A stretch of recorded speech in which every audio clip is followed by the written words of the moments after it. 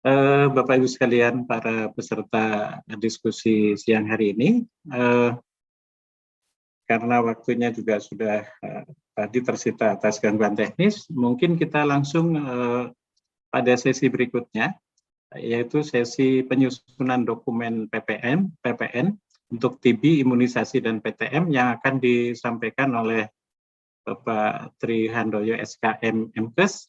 Saya tidak mendapatkan kurikulum vitae-nya, nanti Pak Tri untuk menyampaikan profil Pak Tri sendiri pada saat sebelum menyampaikan materinya.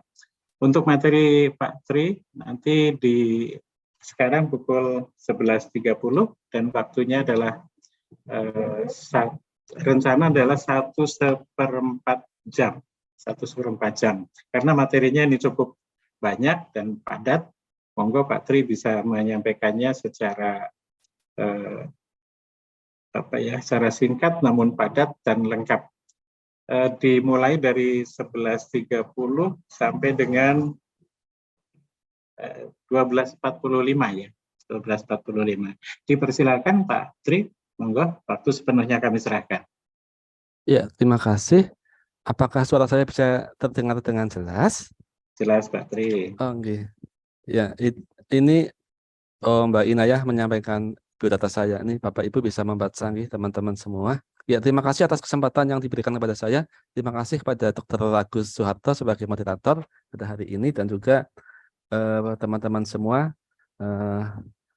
Bapak Ibu surveyor, Taskesi, kemudian juga semua peserta dari seluruh Indonesia. Ini ada yang dari Sarmi. Halo Bapak, dari Sarmi. Halo. Halo Pak, selamat siang waktu Selamat Papua siang. Pak. Di Papua sudah duhur nih Bapak, udah jam berapa ini? Sampun Pak, sampun. Sampun. Ada orang Papua bisa bahasa Jawa ini.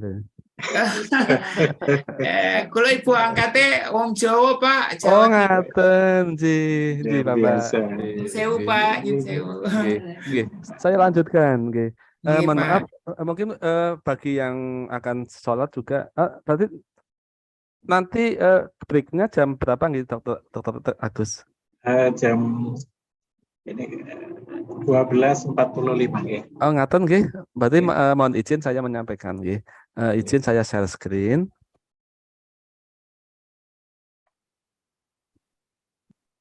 Sudah kelihatan nggih? Sudah. Oke. Ya, terima kasih. Panitia memberikan waktu pada saya 1,5 jam, mungkin nggak sampai 1,5 jam, nggih. Karena ada beberapa yang overlap dengan tadi narasumber sebelumnya. Ya, saya akan menyampaikan standar akreditasi dokumen-dokumennya yang standar 43, 44, dan 45. Nanti barangkali kalau ada yang masih silap-silapnya saya, teman-teman yang lain juga bisa mengkoreksi dan memperbaikinya. Begitu. Ini ada yang raisen. Raisennya salah pencet atau sengaja ini? Apa kita abaikan nggih Bapak moderator nggih? Monggo, barangkali dilanjut saja dulu Pak. Jadi mungkin bisa untuk yang raisen mungkin menulis di kolom chat Pak. Siap, nggih. Ya, program prioritas nasional tadi sudah diuraikan panjang lebar dari standar 51 sampai 41 sampai 45 nggih. Ini 41, 42, 43, 44, 45. Jadi semuanya ada 5 standar. Masing-masing standar ada 1 kriteria dan semuanya jumlahnya 34 elemen penilaian. Itu. Ya, Bapak dan Ibu yang kami hormati,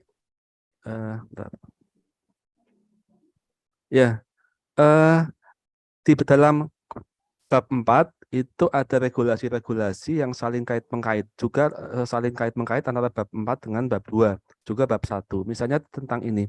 Untuk indikator, ini saya sampaikan sebelumnya biar nanti saya nggak mengulang-ulang elemen penilaian yang mirip-mirip begitu.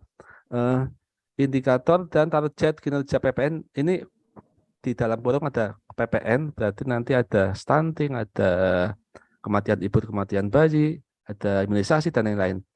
Yang merupakan bagian dari indikator kinerja pelayanan UKM di bab 211. Jadi nanti 411A, 421A, 431A, 451A nanti indikatornya sama, diambil dari 211C yang mana 211C mengambil dari 161A begitu. Ini juga sudah saya sampaikan pada waktu materi tentang dokumen di bab 2 itu. Kemudian untuk ini sama, untuk SK komunikasi untuk yang berhubungan dengan komunikasi dan koordinasi juga sama. Nanti ada SK tentang media komunikasi dan koordinasi yang ada di bab 1 di 112B. Juga SOP-nya ada di bab 2, SOP komunikasi dan koordinasi. SOP komunikasi dan koordinasi yang di bab 2 itu referensinya mengambil dari 112B. Ya. Untuk ini, untuk elemen yang sama, elemen penilaian yang sama, nanti ada di 411C, 421E, 431E, 441F, dan 451C.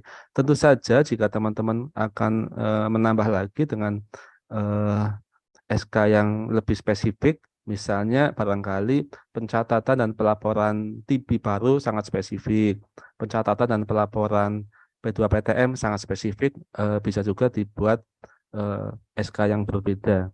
Maksudnya SK melanjutkan seperti yang ada di bab sebelumnya.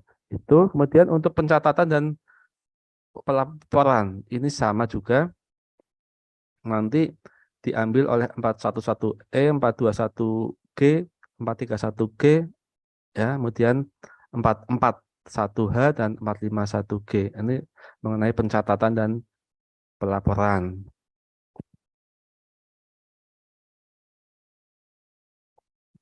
Ini di sana bisa dibaca di bab 1, di sana ada SK tentang pengumpulan, penyimpanan, dan analisis data, serta pelaporan dan distribusi informasi.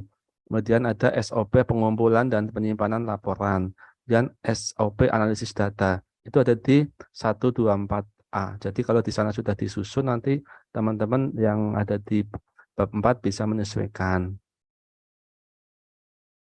Ya, dasar hukum 43, 44, dan 45 yaitu ini juga nanti dipakai untuk yang konsideran SK-nya maupun SOP-nya.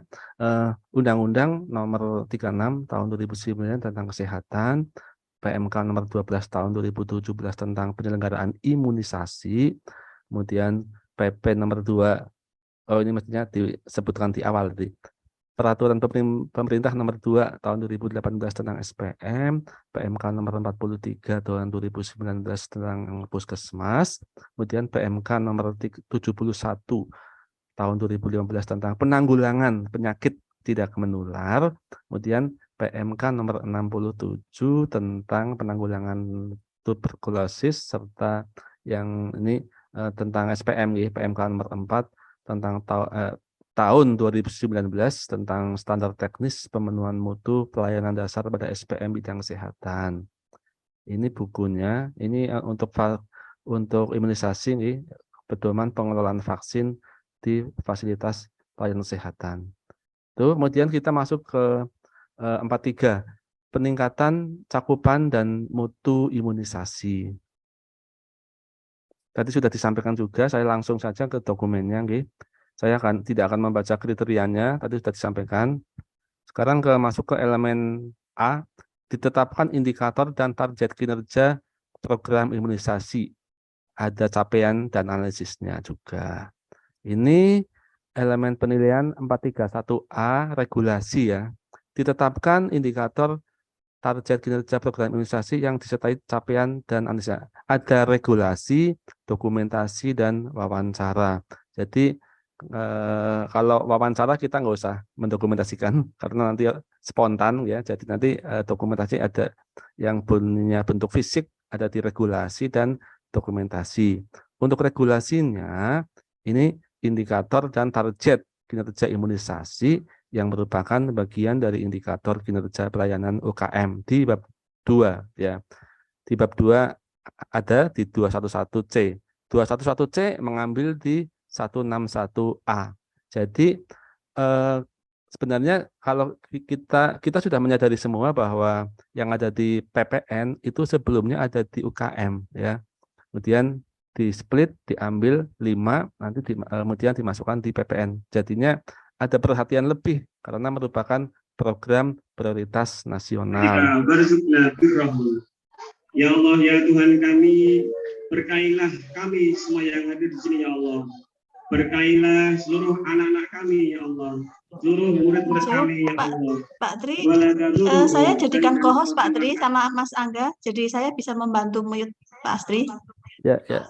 Oke. Oke. Hostnya Pak Tri. Terima kasih.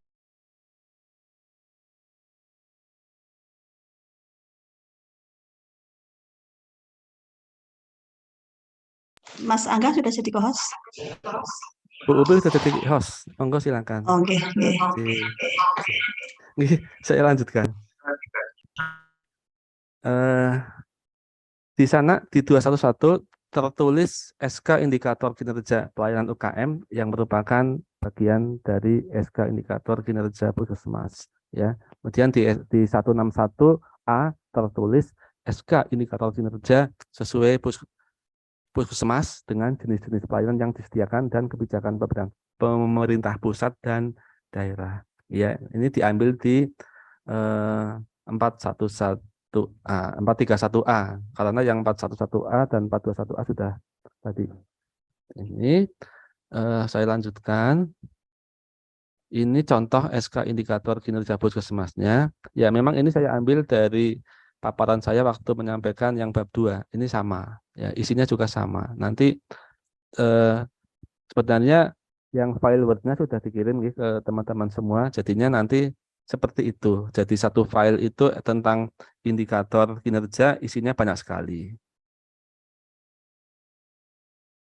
Ini jadi di sana ada yang memutuskan ke 1 indikator kinerja Puskesmas sebagaimana tercantum dalam lampiran keputusan ini. Di dalamnya ada indikator upaya kesehatan, baik dari upaya kesehatan masyarakat esensial, UKM pengembangan, maupun UKM maupun indikator upaya kesehatan perorangan. Kemudian ada yang manajemen Puskesmas nih, yang B dari manajemen umum, sumber daya, keuangan, dan lain-lain. Nanti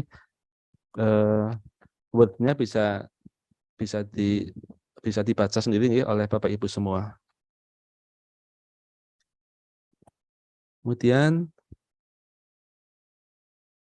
ya, ini kalau untuk khusus imunisasi contohnya seperti ini. Jadi ini saya split khusus untuk yang imunisasi. Cakupan desa uji, cakupan desa atau kelurahan uji, kemudian cakupan imunisasi dasar lengkap, kemudian cakupan Baduda yang mendapat imunisasi campak rubella lanjutan. Sasarannya ini sudah, yang atas sasarannya desa, targetnya 100%. Untuk IDL sasarannya bayi usia 0 sampai 11 bulan. Targetnya 95%. Dan untuk yang kedua Baduda yang mendapat imunisasi campak rubella lanjutan yaitu yang berusia 18 sampai 24 bulan. Kemudian ada juga pelayanan imunisasi yang lain, cakupan bias TT, bias TT, bias MR, kemudian yang lain yang mendukung cakupan untuk kegiatan surveillance AFP-nya. Karena surveillance AFP juga berhubungan dengan kegiatan imunisasi. Ini sudah ada semua. Ya, saya lewati.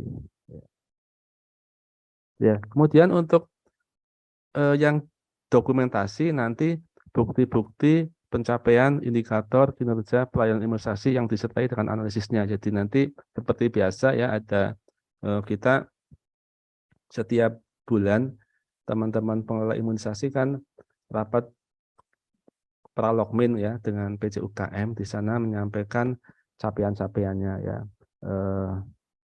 Misalnya kayak yang di atas ini, misalnya cakupan imunisasi dasar lengkap di bulan itu sudah sampai berapa, kemudian masih di bawah target atau di atas target, Kalau di bawah target berarti ada masalah, kemudian RTL-nya bagaimana, kemudian bagaimana hasil dari tindak lanjutnya. Demikian saya lewati. Wawancaranya nanti wawancara tentang proses penetapan indikatornya, kemudian pencapaian dan analisisnya. Ya, yang B, elemen penilaian berikutnya. Ditetapkan program imunisasi. Ya, nanti ada regulasi juga. Regulasinya nanti ada rencana usulan kegiatan dan rencana pelaksanaan kegiatan terkait dengan kegiatan program imunisasi yang terintegrasi dengan RUK dan RPK pelayanan P2. Kemudian ada RPK bulanan program imunisasi, kemudian ada kerangka acuan program imunisasi. Jadi ini semua regulasinya saling berkait-mengkait, ada RUK RPK. Kalau sudah jadi RPK juga dibuatkan kerangka acuannya. Tuh, nanti biar cepat saya kirim saja form yang wordnya ya. Ini untuk matriks rencana usulan kegiatannya ya. Seperti biasa ini diambil dari PMK nomor 44 tahun 2016 tentang pedoman manajemen puskesmas ya.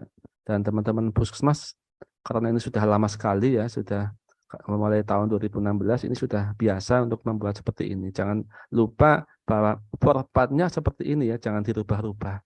Dari mulai pertama upaya kesehatan ya, kemudian kegiatannya, tujuannya, sasarannya, target sasaran, penanggung jawab, kebutuhan sumber daya, mitra kerja, waktu pelaksanaan, kebutuhan anggaran, indikator kinerja, dan sumber biaya. Ini misalnya untuk rencana usulan kegiatan ya. Di sini ada kita masuk di UKM esensial. UKM esensial yang pelayanan pencegahan dan pengendalian penyakit. Karena imunisasi ada di P2P. Khusus kegiatan imunisasi misalnya ada validasi data bias, kemudian pelayanan imunisasi, kemudian sweeping bias dan sebagainya. Misalnya pelayanan imunisasi tujuannya ini meningkatkan jumlah populasi kebal dan sebagainya. Sasarannya semua bayi, targetnya juga semuanya. Jadi sasarannya itu memang sasaran realnya ya. Kemudian target adalah yang memang kita sasar. Barangkali kalau untuk bulan ini seberapa, kemudian yang memang bisa kita sasar sebagai target berapa gitu. Kemudian ini enggak saya isi nggih. Nanti teman-teman sudah biasa, ini sudah tahu sendiri. Ini RUK. Kemudian setelah RUK dimasukkan di rencana pelaksanaan kegiatan. Jadi RUK diusulkan, kemudian biasanya kita untuk kegiatan luar gedung, kegiatan upaya kesehatan masyarakat itu dibiayai dengan dana non fisik ya.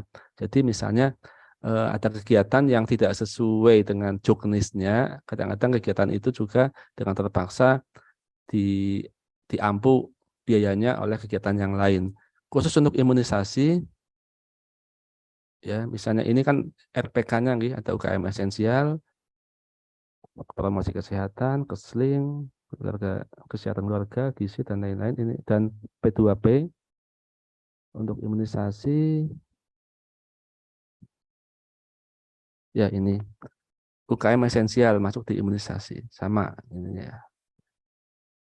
Kalau yang bedanya RUK dan RPK, kalau RPK itu kegiatan yang akan kita laksanakan tahun berjalan, yang akan kita laksanakan tahun ini. Jadi biayanya sudah ada begitu.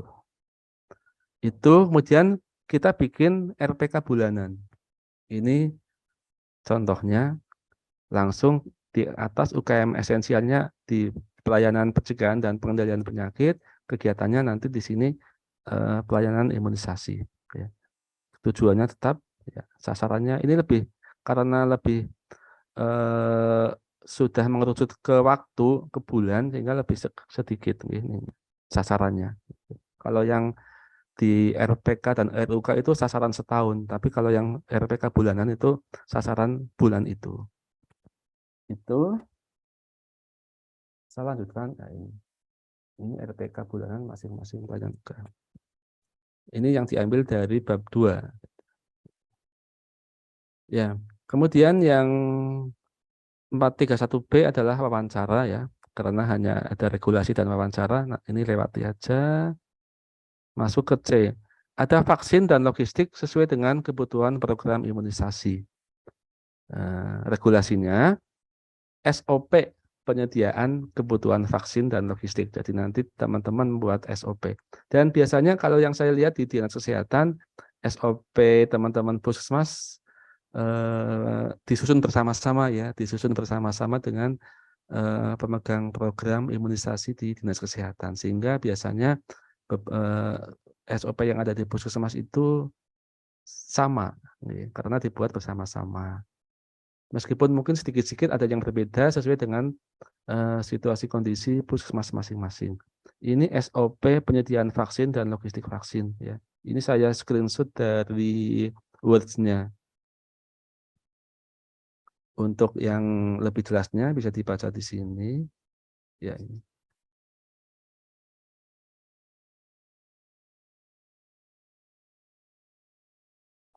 Nanti SOP-nya bisa disesuaikan sendiri, meskipun nanti ada file Word-nya, tapi nanti bisa disesuaikan sendiri.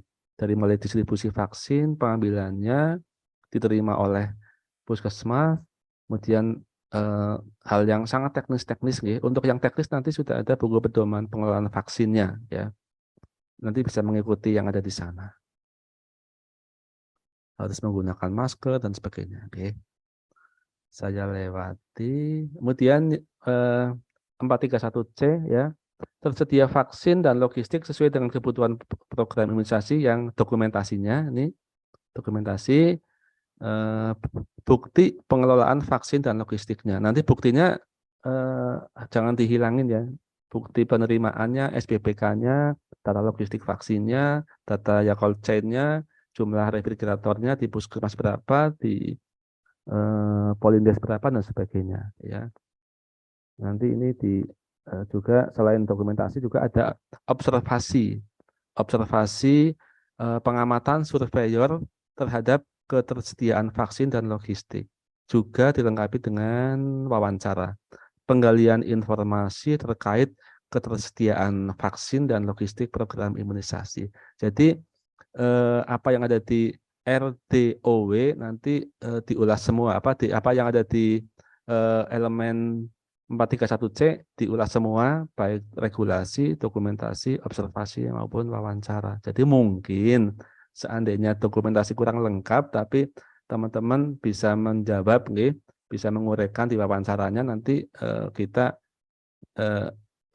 lihat, oh berarti dokumentasinya sebenarnya sudah ada, tetapi masih ada di tempat lain barangkali. Nanti bisa dilengkapi sambil jalan begitu.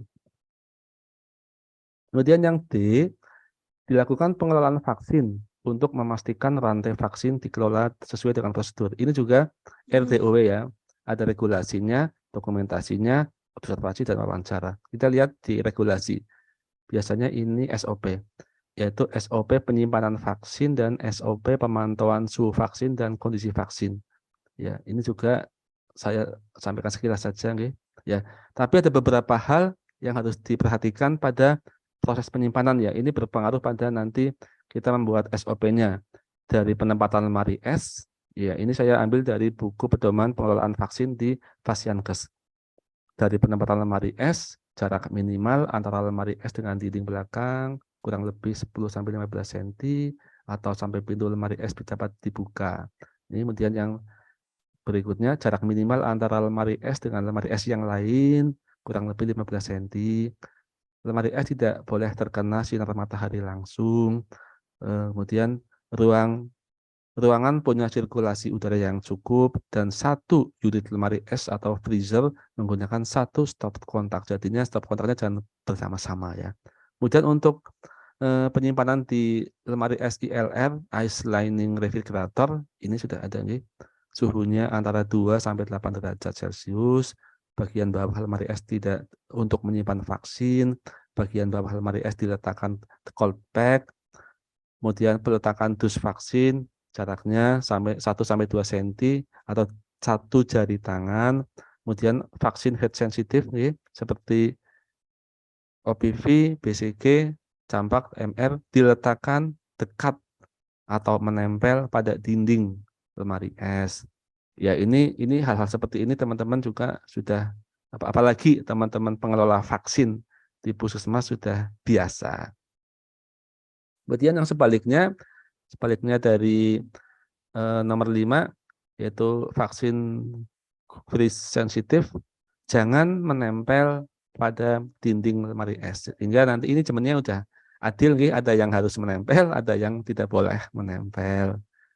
Itu kemudian di freezer, ya, untuk penyimpanan vaksin di freezer antara -15 derajat Celcius, ya. Kemudian bagian bawah lemari es diletakkan cold pack sebagai penahan dingin, dan peletakan dus vaksin antara 1-2 cm. Kemudian vaksin polio jangan lupa disimpan dalam freezer. Ya, ini suhunya ya untuk penyimpanan. Ini juga saya ambil dari buku pengelolaan vaksin di Fasiankes. Ya, ini suhunya. Di provinsi sekian, di kabupaten sekian, di di puskesmas atau puskes sekian. Kemudian di bidan desa, ya. Saya lanjutkan, ini SOP-nya, SOP penyimpanan vaksin. Dan ini ya lebih jelasnya. Petugas melakukan pengepakan produk lantai dingin di area yang dilengkapi pendingin udara. Ya, ini nanti teman-teman membaca sendiri, gitu. Kemudian petugas menggunakan jumlah alat sesuai dengan hasil verifikasi. Sampai dengan nanti petugas mencatat suhu pada saat diterima oleh sarana penerima. Kemudian ini SOP pemantauan suhu vaksin.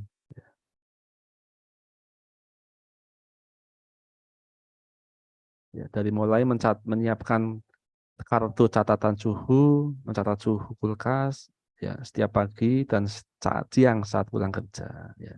Ini teman-teman puskesmas juga saya lihat sudah membuat semua di ruangan vaksin. Kemudian elemen 431D yaitu dilakukan pengelolaan vaksin untuk memastikan rantai vaksin dikelola sesuai dengan prosedur. Ya, dokumentasi. Ini hanya ini ada R-nya ya. Ya. Ini dokumentasinya bukti pemantauan suhu vaksin, bukti pengecekan kondisi vaksin, dan bukti kalibrasi terhadap alat ukur suhu vaksin. Ya, observasinya nanti ada pengamatan surveyor terhadap pengelolaan vaksin untuk memastikan rantai vaksin dikelola sesuai dengan standar. Itu wawancaranya juga sama, ada penggalian informasi terkait pemantauan rantai vaksin.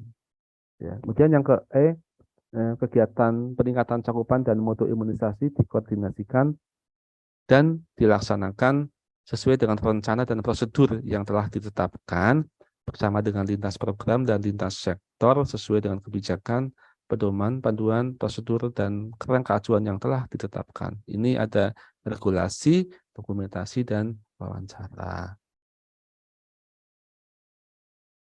Regulasinya yaitu SK tentang media komunikasi dan koordinasi di puskesmas, ya. Kemudian SOP komunikasi dan koordinasi. Nanti yang pertama yang SK lihat di 112B dan yang kedua SOP-nya lihat di 231A, ya. Biar tidak penasaran, ini contohnya SK media komunikasinya. Ini yang lebih jelas lagi. Ya. Media komunikasi yang digunakan, tatap muka, kontak saran, dan sebagainya. Ini lengkap sekali ya. Dari mulai pengertiannya sampai dengan koordinasinya, pengertian komunikasi, pengertian koordinasi, kemudian media komunikasinya. Tapi nanti untuk yang lebih spesifik, barangkali nanti bisa menambahkan sendiri, teman-teman puskesmas. Ya, kemudian yang keempat, media sebagaimana dimaksud pada diktum ketiga digunakan untuk mendapatkan asupan dari masyarakat maupun untuk memberikan umpan balik kepada masyarakat. Jadi media-media yang di atas ini untuk kita mendapatkan masukan, tapi juga dipakai oleh kita untuk memberikan feedback kepada mereka. Ya, gitu. Ya, ini SOP-nya. SOP komunikasi dan koordinasi.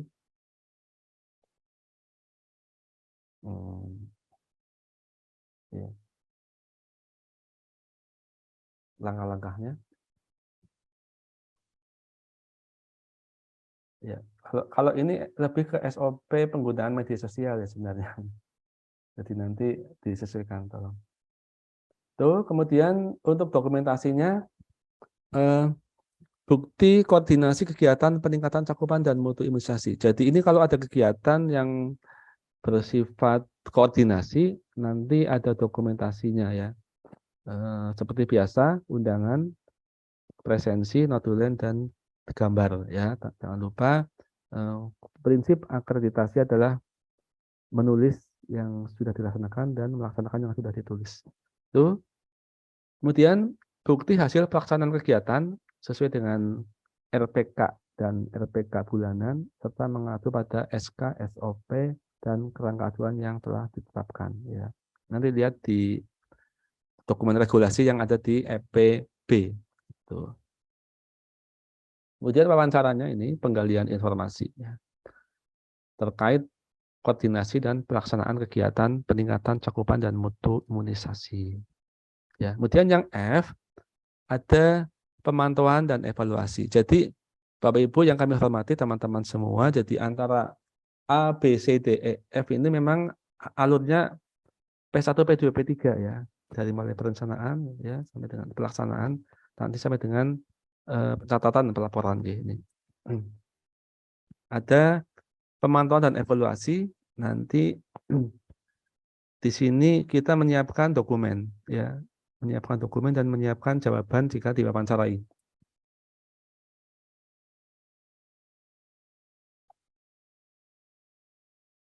Di sana kita ada jadwal pemantauan dan evaluasi, hasil pemantauan dan evaluasi, dan tentunya harus sesuai jadwal dan hasil tindak lanjut dari pelaksanaan pemantauan dan evaluasi. Tadi juga sempat disinggung oleh Ibu Siti Suraida, Kepala Dinas Kesehatan Kota Salatiga, bagaimana sih cara memantau dan mengevaluasi ya.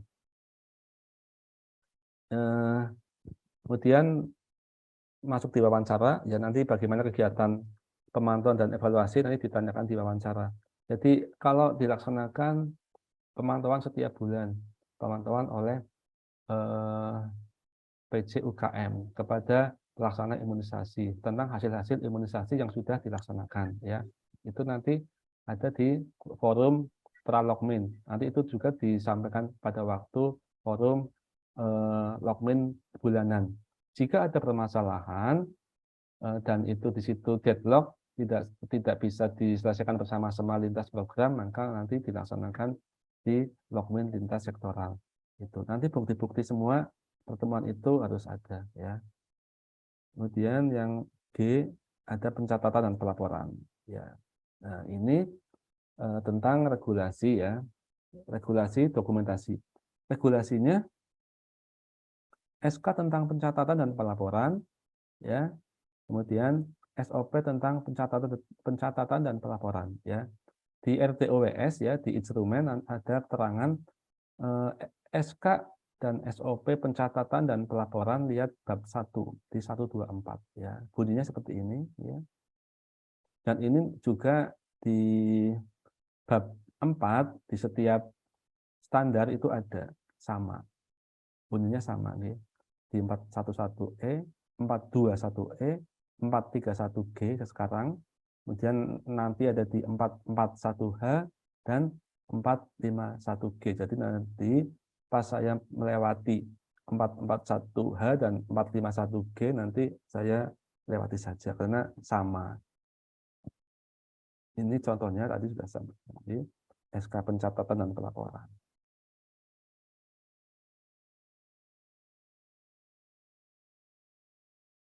Ini pencatatan pelaporan kegiatan baik dalam gedung maupun luar gedung dikelola secara manual maupun secara elektronik. Oke.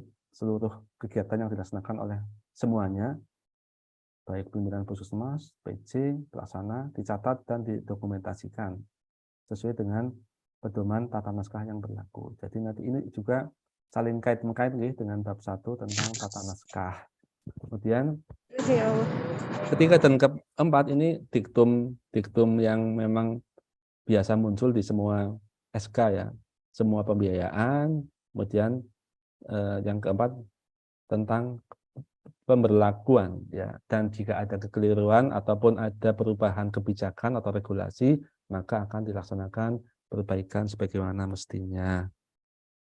Ini SOP-nya.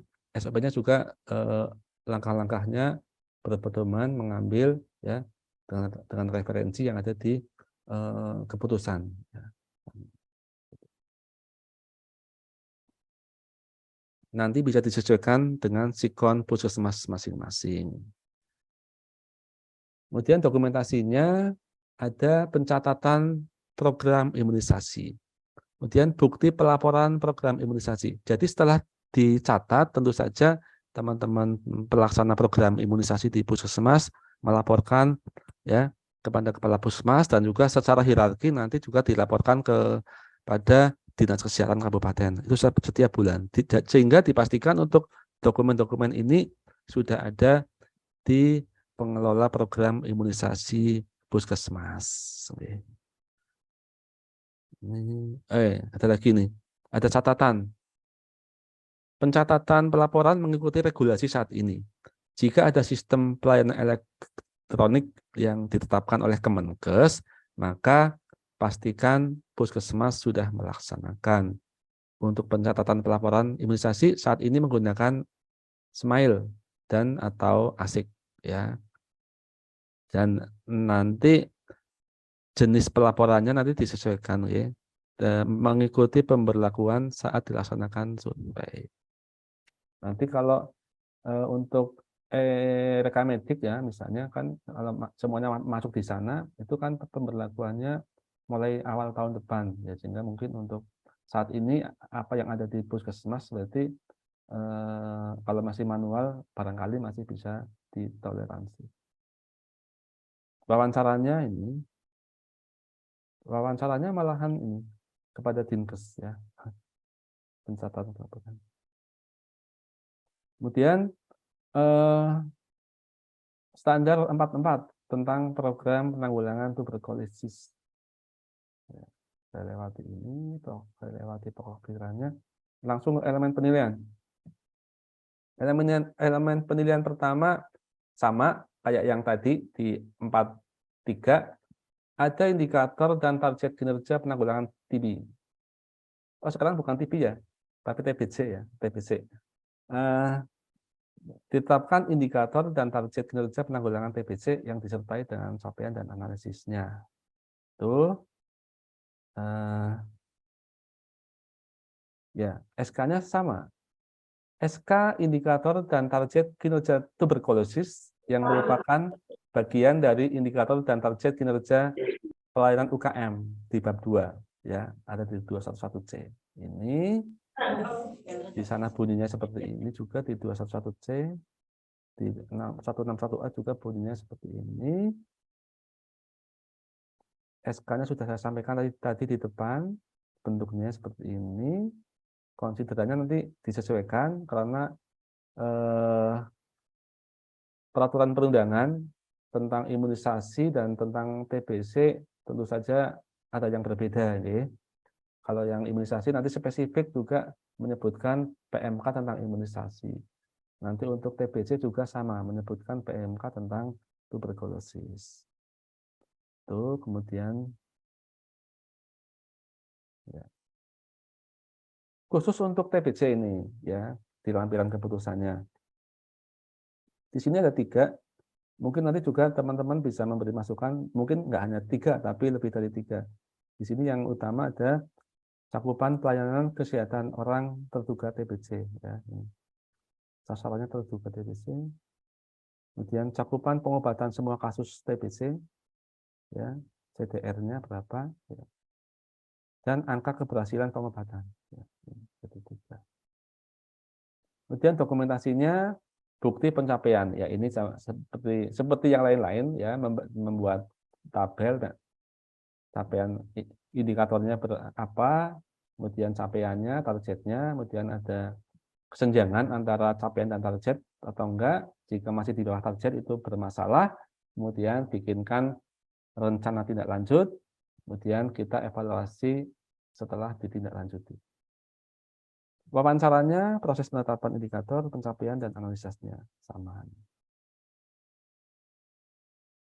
Kemudian yang B, ditetapkan rencana program penanggulangan TBC. Ini R ya.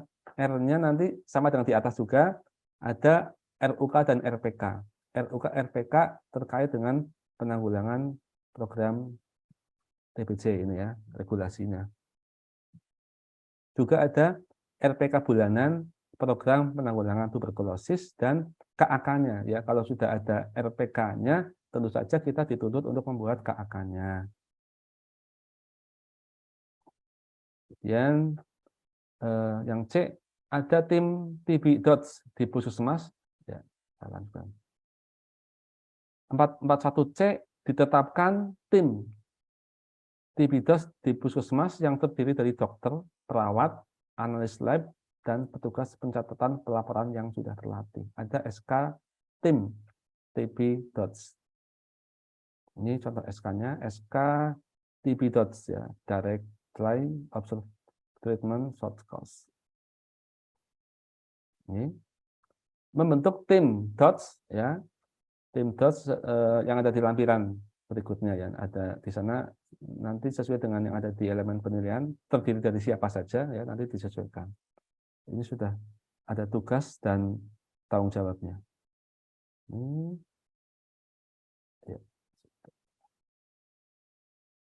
Kemudian untuk elemen penilaian D, ini logistik ya, logistik baik OAT maupun non-OAT sesuai dengan kebutuhan program serta dikelola sesuai dengan prosedur.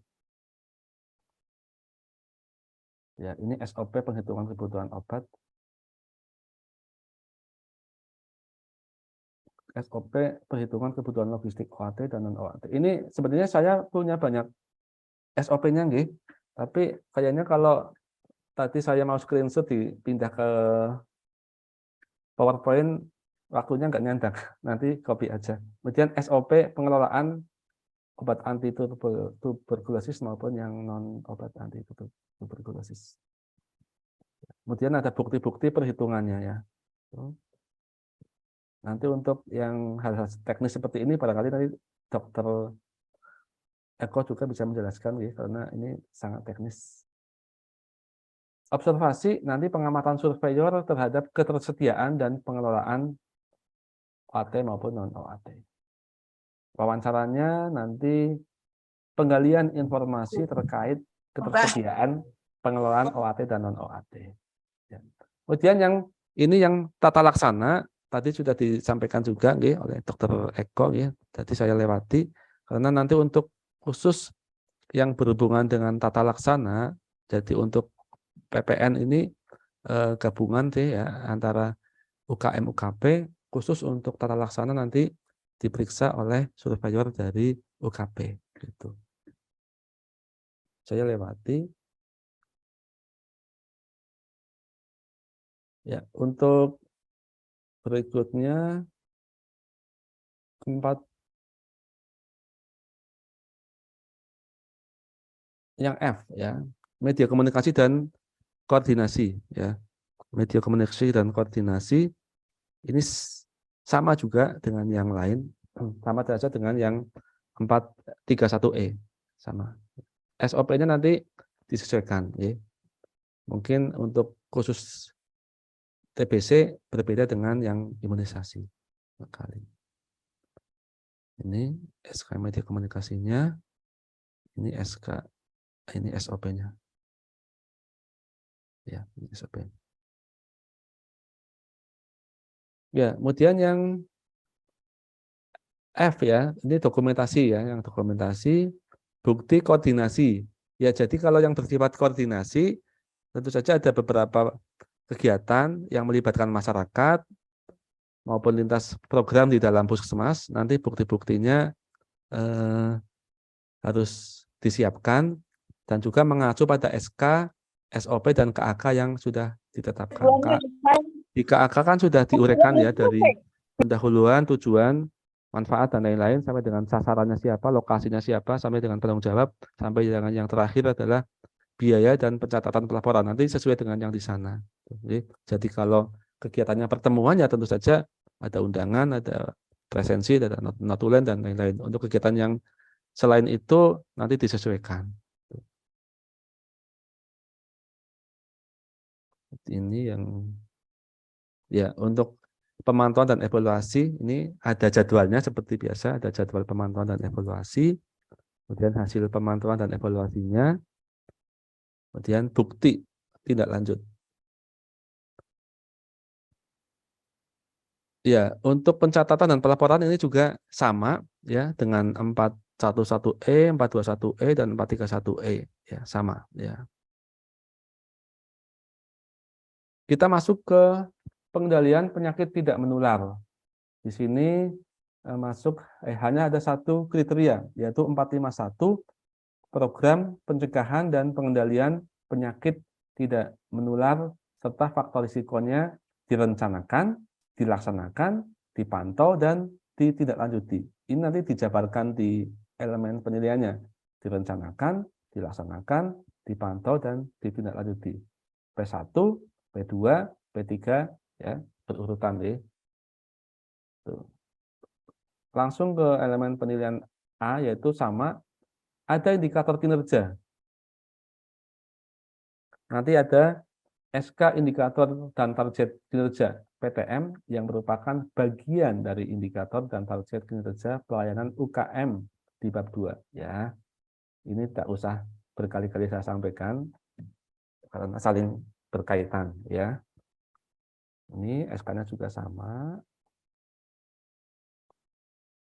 Tapi yang berbeda adalah sini, ada di lampirannya, ada penambahan di nomor 5I. Karena di UKM kan ada UKM esensial. UKM esensial ini yang kita masuk di UKM esensial, upaya pencegahan dan pemberantasan penyakit menular dan pengendalian penyakit tidak menular. Masuk di I-nya, upaya pengendalian penyakit tidak menular. Di dalam upaya pengendalian penyakit tidak menular ada beberapa indikator. Misalnya ini cakupan pelayanan screening usia produktif sesuai standar. Ya, ini ada di SPM ya. Di SPM itu bunyinya pelayanan kesehatan usia produktif, yaitu untuk 15 sampai dengan 59 tahun. Bahwa semua penduduk usia 15 sampai dengan 59 tahun harus dideteksi dini ya, paling tidak setahun sekali ya. Di sana sudah dibunyikan di PMK nomor 4 tahun 2019. Kemudian ini sama juga untuk nomor 2, cakupan pelayanan kesehatan penderita hipertensi sesuai standar. Ini semua penderita hipertensi ya yang berusia 15 tahun ke atas nih, nanti dilayani mestinya setahun 12 kali atau sebulan sekali ya. Kemudian berikutnya pelayanan kesehatan penderita diabetes mellitus juga ya, sama sebulan sekali ya. Kemudian ada ya lagi indikator cakupan obesitas ya. Nanti barangkali nanti masuk di seksi gizi juga, sehingga biar nggak overlapping nanti kita bisa sampaikan ke mereka. Kemudian cakupan pemeriksaan IVA Sadanis, yaitu untuk penderita wanita usia 30 sampai dengan 50 tahun yang sudah menikah atau yang sudah pernah berhubungan seksual. Ini nyambung ke indikator cakupan pelayanan kesehatan usia produktif. Jadi misalnya wanita usia produktif itu belum diperiksa IVA, mestinya dalam setahun itu dia dianggap belum mendapatkan layanan kesehatan usia produktif karena tahun itu dia belum diperiksa IVA. Itu. Kemudian sisanya ada cakupan institusi yang menerapkan kawasan tanpa rokok, kemudian cakupan rokok anak usia 10 sampai dengan 18 tahun. Tuh. Kemudian dokumentasinya, D-nya bukti pencapaian. Nanti pencatatan-pencatatan yang berhubungan dengan indikator yang sudah ada di atas ya. Tuh, ini pemantuannya. Nanti ini juga formatnya bisa dipakai juga di 43 maupun 44 nih sama. Ini untuk analisisnya ya. Indikatornya. Ini kalau yang atas screening usia produktif targetnya 100% untuk bulan ini. Mestinya target bulan ini 58. Capaiannya lebih dari itu, tadi nggak ada masalah. Ini setelah dilihat, oh, Puskesmas menyimpulkan tidak ada masalah nih. Kemudian yang berikutnya untuk kesehatan penderita hipertensi, ya mestinya 58, kok ini 55% ya. Ini dianalisis. Nanti ada rencana tindak lanjut dan kemudian ditindaklanjuti dan nanti setelah itu ada evaluasi. Jadi ini mungkin ada 2 EP di dalam form ini, tapi bisa dijadikan dalam satu matriks atau satu tabel. Kemudian ini sudah ya sama. Ya. Untuk wawancara nanti penggalian informasi ya, penggalian informasi tentang proses penetapan indikator. Jadi ini mungkin wawancara mengenai ini sudah mencakup semuanya. Mencakup dari yang ada di bab 1 tentang indikator, bab 2 tentang indikator, dan bab 4 tentang indikator nanti dalam satu wawancara. Jadi ini bisa, kalau memang di atas sudah dilaksanakan, berarti ini bisa kita abaikan. Ya. Nah, kemudian yang B, 45B itu ditetapkan program pengendalian penyakit tidak menular. Ya, ada programnya. Seperti biasa, program itu dimasukkan di RUK dan RPK. Juga ada RPK bulanan. Ya. Tuh. Kemudian setelah masuk di RPK, nanti buatkan kerangka acuannya. Kerangka acuan program pengendalian penyakit tidak menular. Ya. Kemudian yang C, kegiatan pengendalian penyakit tidak menular dikoordinasikan dan dilaksanakan sesuai dengan rencana yang disusun bersama, baik lintas program maupun lintas sektoral. Ini sama juga dengan yang 45, dengan 41, 42, 43, 44, ya. Sama tentang SK, media komunikasi dan koordinasi. Itu juga ada SOP, komunikasi dan koordinasi. Sama. Ini SK-nya sama.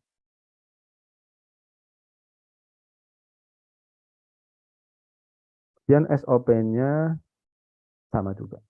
Tinggal nanti disesuaikan, barangkali juga ada SOP khusus yang spesifik, yang berhubungan dengan masing-masing standar yang ada. Ya. Kemudian regulasi yang ini bukan regulasi ya Mas, ini nanti saya ralat, ini dokumentasi ya. Langsung saya ralat saja.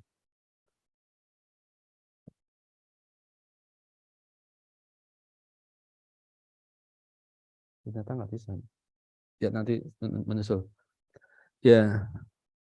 Kemudian yang C, wawancaranya tentang koordinasi dan pelaksanaan kegiatan. Ya. Yang D,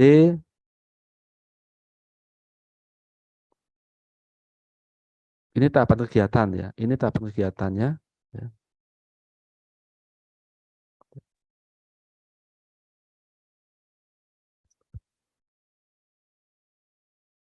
Ini kegiatan Pospindunya.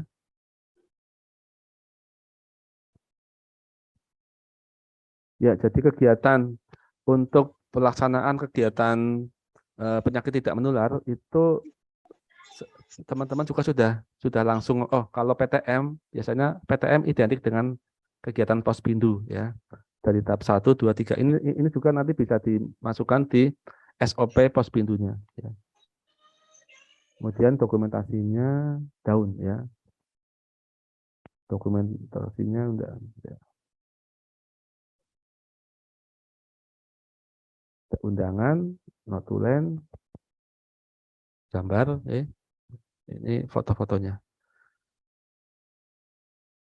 Ya, kemudian observasinya ini, pengamatan surveyor. Jadi nanti barangkali pas survei, pas pelaksanaan survei ada kegiatan Pospindu, ya nanti dilihat, diamati oleh surveyor.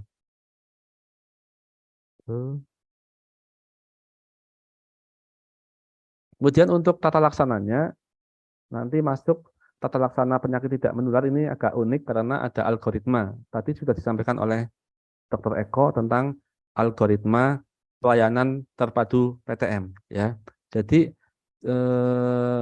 ini berurutan jika tidak bisa jika di atas jika di sini kita sudah bisa menunjukkan kegiatan algoritmanya, mestinya di atas pun sudah ada SKSK-nya, sudah ada RPK-nya dan lain-lain. Ini algoritma pandu PTM. Sedikit saya ulang sedikit, tadi sudah disampaikan oleh Dr. Eko. Ini algoritmanya ada di buku pedoman penyelenggaraan pelayanan terpadu penyakit tidak menular. Ya.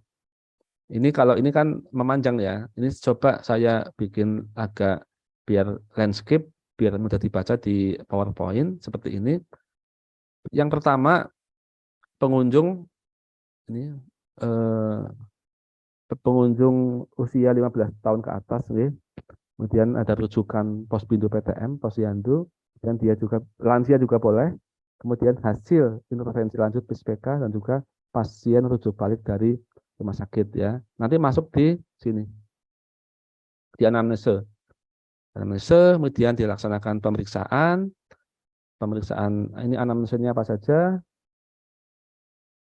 Ada pola makan, tinggi gula, garam dan lemak, merokok, kurang aktivitas fisik, berat badan berlebih, kurang konsumsi sayur dan buah, perempuan usia 50 tahun, usia 30 sampai 50 tahun maksudnya, 30 sampai 50 tahun yang sudah menikah atau pernah melakukan hubungan seksual. Ini nanti berhubungan dengan dia perlu cek IVA atau tidak.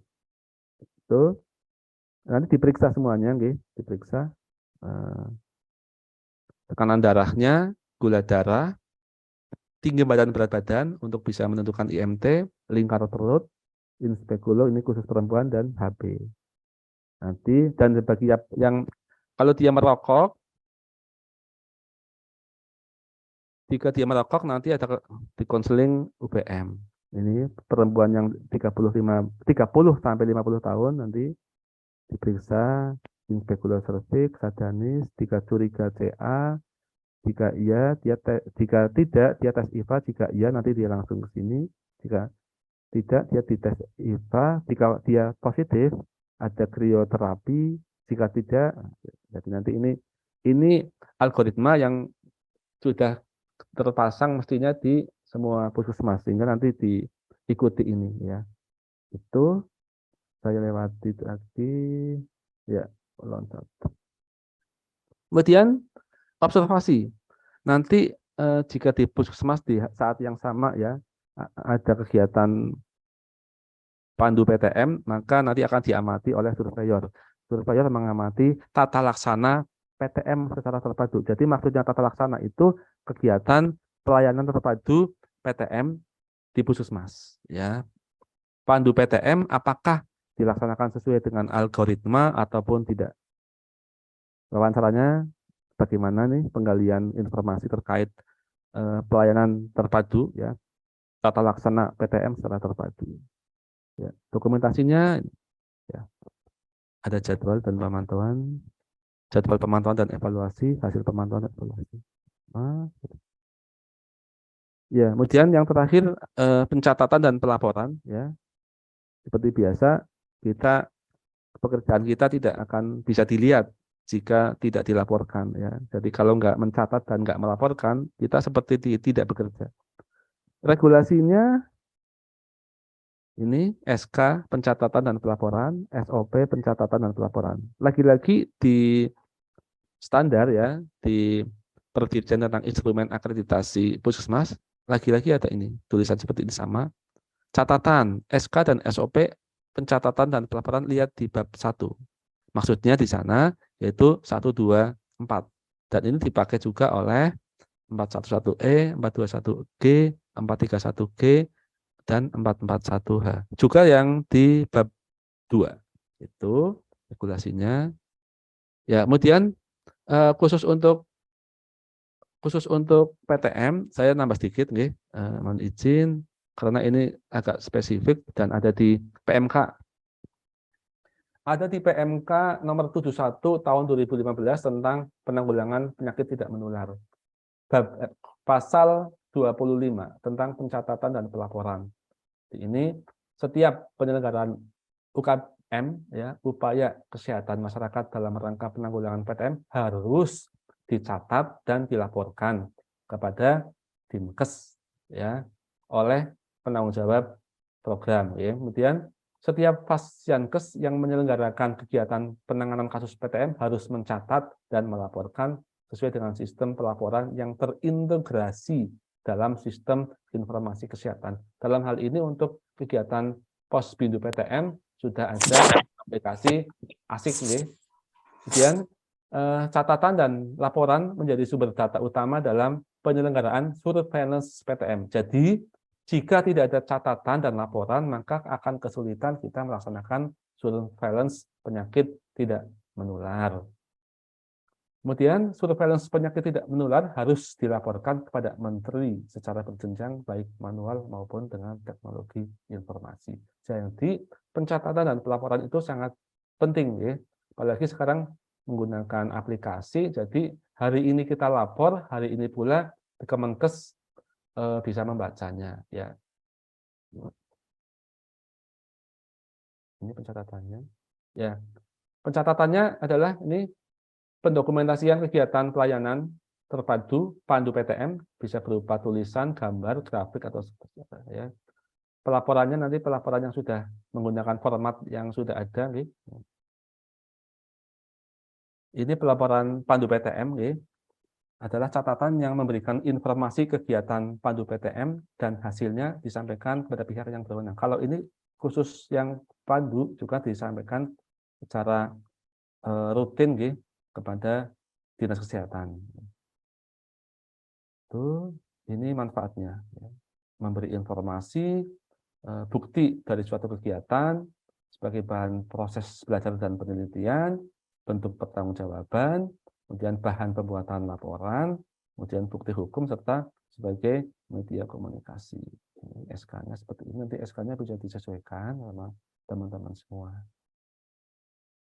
SOP-nya nanti juga bisa disesuaikan. Karena kalau pencatatan dan pelaporan P2 PTM itu agak beda, maka kita bisa membuat SK lagi. Nih.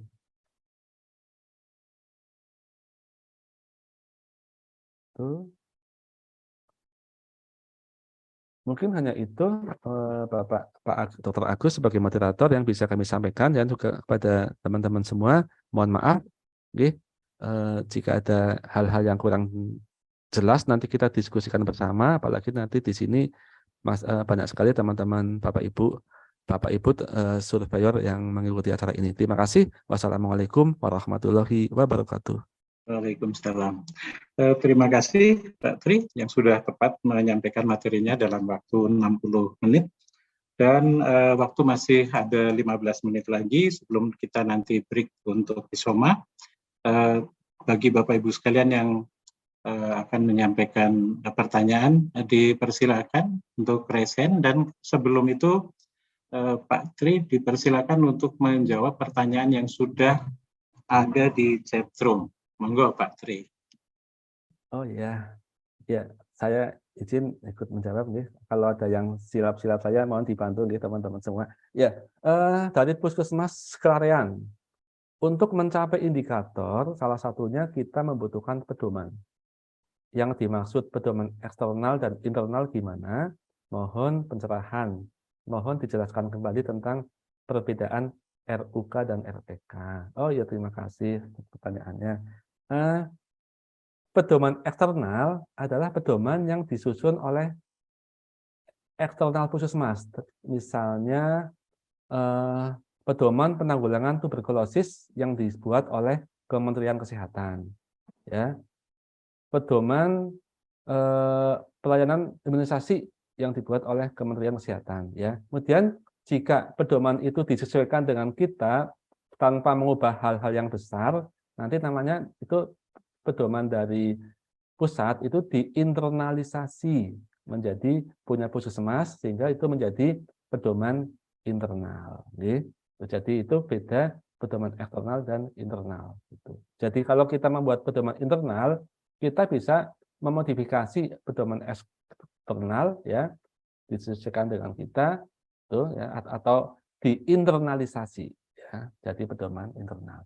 Kemudian mohon pencerahan dijelaskan kembali tentang perbedaan RUK dan RPK. Ya, perbedaan RUK dan RPK sangat banyak nih. Kalau misalnya di awal tahun ini kan kita membuat, misal di awal tahun 2023 kita membuat RUK tahun 2025. 2024 nih. Kemudian kita membuat RPK tahun 2023.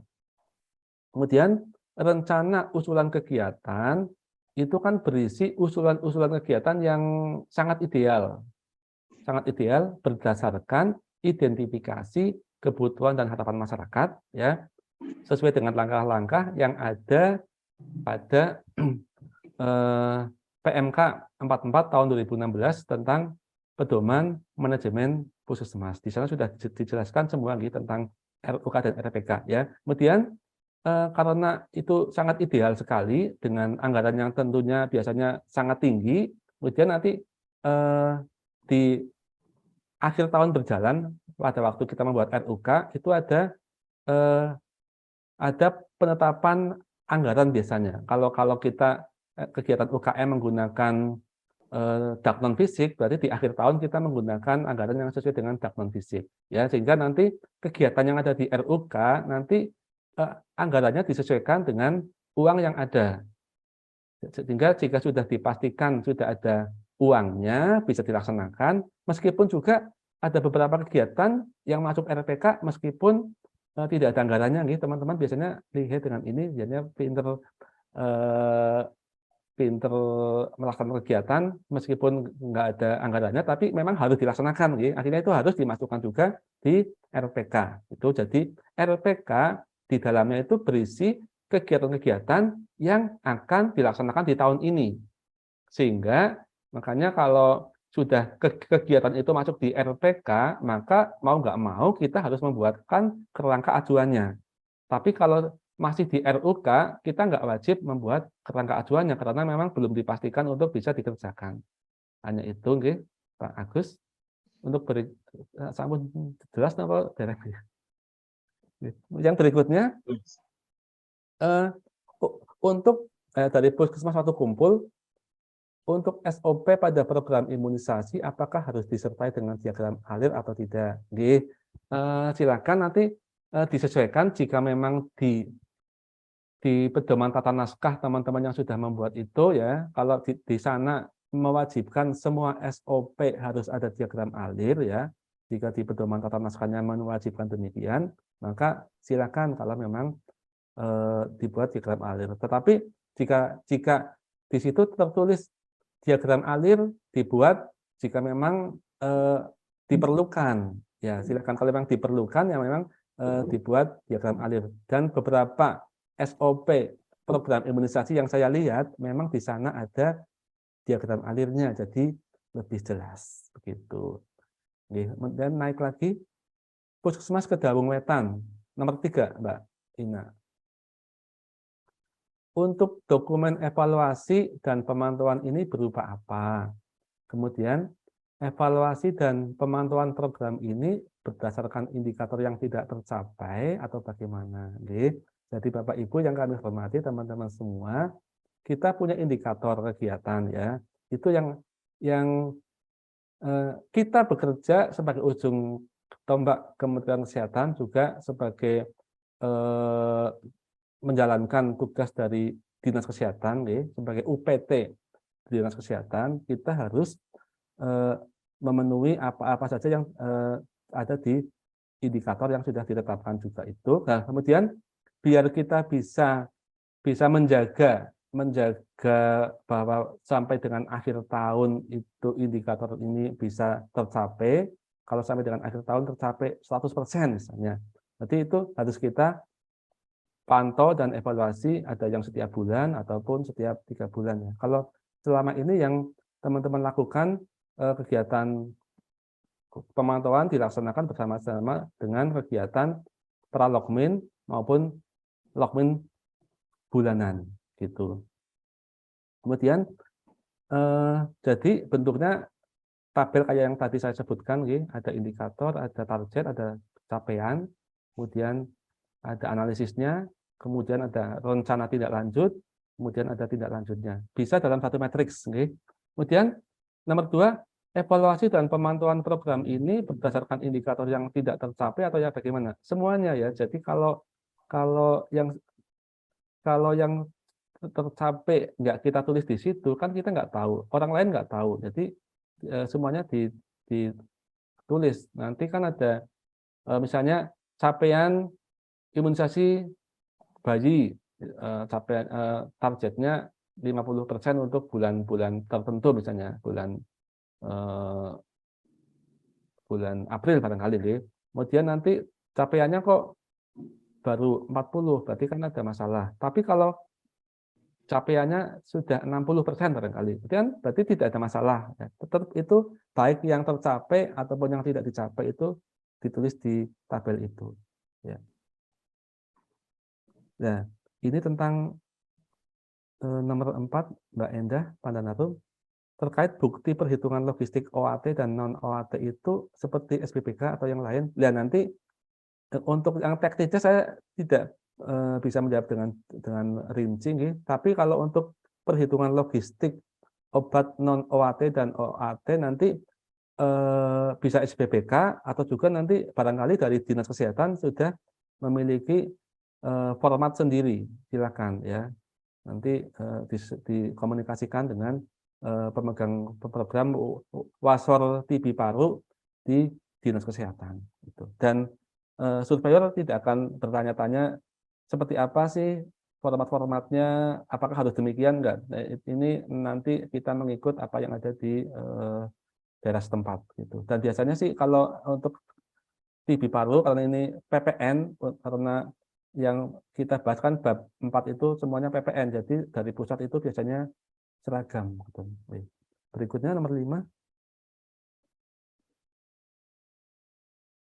Izin share contoh dokumen SKTP. Iya, nanti kita coba share nih. Kemudian Bawang, tadi di bab 43C tercantum SK pengelolaan vaksin.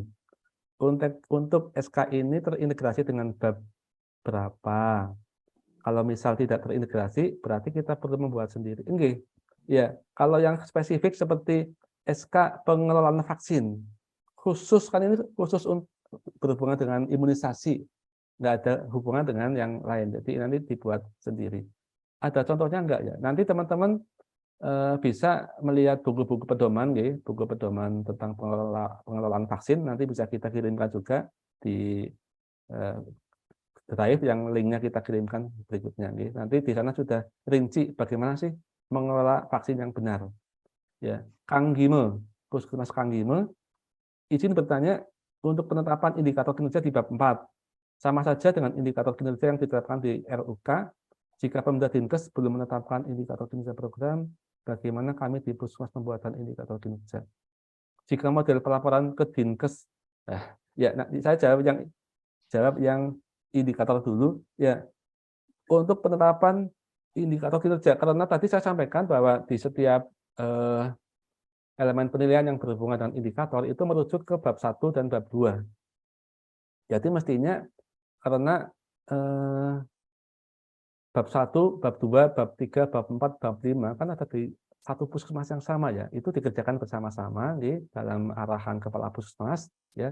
Sehingga jika kita melihat secara holistik ya, cara dilihat bersama-sama satu meja, oh, ini bab ini sebenarnya ada di bab 1. Berarti nanti untuk menyusun SK indikator yang di bab 1 pun yang bertanggung jawab di bab yang lain juga ikut membantu ya. Sehingga nanti toh juga itu dipakai di bab 2, bab 3, bab 4 maupun bab 5 gitu. Jadi kemudian sama saja dengan indikator kinerja yang ditetapkan di RUK. Ini maksudnya kegiatan yang masuk di rencana usulan kegiatan ya, itu kan memang dalam rangka memenuhi target yang ada di masing-masing indikator ya. Jadi kalau kita punya 5 UKM esensial, terdiri dari apa saja, ya, dari KIA, Gizi, Kesling, P2, dan yang lain, itu kan dalam rangka memenuhi indikator yang ada di masing-masing UKM esensial tadi ya. Contohnya seperti itu. Dan sehingga yang ada di RUK kegiatannya kan memang dalam rangka memenuhi yang ada di sana, ya. Memenuhi target yang ada di masing-masing indikator upaya pelayanan kesehatan tersebut. Kemudian jika Pemda Dinkes belum menetapkan, ya karena sebenarnya ini berurutan, tetapi paling tidak kita sudah punya indikator SPM. Sudah punya indikator PISPK, ya itu dimasukkan, dan juga jika memang tahun ini belum menetapkan, kita bisa merujuk indikator yang sudah dibuat di tahun yang lalu begitu. Kemudian jika model pelaporan ke Dinkes dibuat, ya model pelaporan itu nanti kan sudah diatur di SK pencatatan dan pelaporan Bapak Ibu. Jadi misalnya laporannya melalui chat WA, di chat WA itu boleh, tapi kan itu hanya untuk tepat kita sudah ada laporan yang pakai, misalnya kalau laporannya bentuknya dibuat pakai Word atau pakai Excel, kan kita kirim filenya lewat WA kan bisa. Nanti untuk lebih cepatnya kita kirim file lewat WA, kemudian jika ada kesempatan teman-teman puskesmas ke DKK, yang fisik bisa kita bawa, sehingga nanti file yang fisik bisa menyusul, tapi file yang bisa dikirim saat itu bisa diterima lebih dulu oleh Dinas Kesehatan. Ya. Oh, habis. Oh ya, ya terima Nanti kasih. bisa disambung di paparan berikutnya. Mungkin sebelum menyampaikan materi, nanti Pak Tri bisa menjawab pertanyaan yang sekiranya memang penting ataupun menjadi kebutuhan mayoritas dari FKTP. Ya, siap. Nanti untuk pertanyaan yang bisa saya jawab sesuai dengan yang saya sampaikan, mohon Mbak Inayah untuk kirim ke saya, nanti saya jawab dan dikirim di WA Group. Begitu. Ya, terima kasih Pak Moderator, Pak Agus Soeharto, dan mohon maaf jika ada hal-hal yang kurang sesuai ya, Pak, atau mungkin kurang nyaman dalam penyampaian saya, mohon maaf yang sebesar-besarnya. Ya, terima kasih. Wassalamualaikum warahmatullahi wabarakatuh. Waalaikumsalam. Terima kasih Pak Tri. Mohon maaf saya potong waktunya karena memang sudah memasuki waktu istirahat. Memang materi Pak Tri ini saya rasa sudah tersampaikan dengan cepat, lugas, dan banyak memberikan contoh-contoh dokumen. Ini amat membantu para Bapak Ibu sekalian yang sedang menyusun ataupun memperbaiki sistem layanan di puskesmas masing-masing.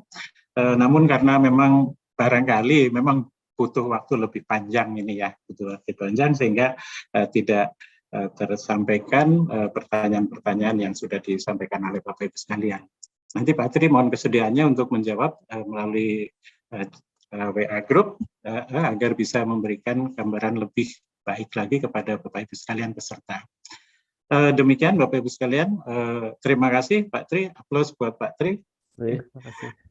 Oke. Dengan demikian untuk sesi Pak Tri ini sudah selesai dan nanti kita lanjutkan materi dari Pak Tri kembali untuk penyusunan PPN untuk stunting dan penurunan kematian ibu dan bayi. Waktu istirahat, terima kasih Pak Tri. Mohon izin nanti yang menyampaikan Bu Upi, Pak Dokter, yang berikutnya, nggih. Penyusunan untuk stunting dan KIA nanti Ibu Upi yang menyampaikan. Oh, Ibu Upi, kalau memang demikian nanti untuk pertanyaan yang belum selesai nanti Pak Tri kesediaannya menjawab di grup ya. Siap. Terima kasih Pak Tri. Silakan. Dengan demikian waktu kami kembalikan kepada pembagi acara. Mohon maaf. Assalamualaikum warahmatullahi wabarakatuh. Nanti kita kembali lagi, monggo pembawa acara kita istirahat mungkin sekitar 30 menit cukup. Ya. Kita sepakati bersama Bapak Ibu sekalian bagi peserta, nanti boleh kita istirahat sebentar dan kita kembali di pukul 13.15 untuk mengikuti paparan berikutnya yang akan disampaikan oleh Ibu Upi.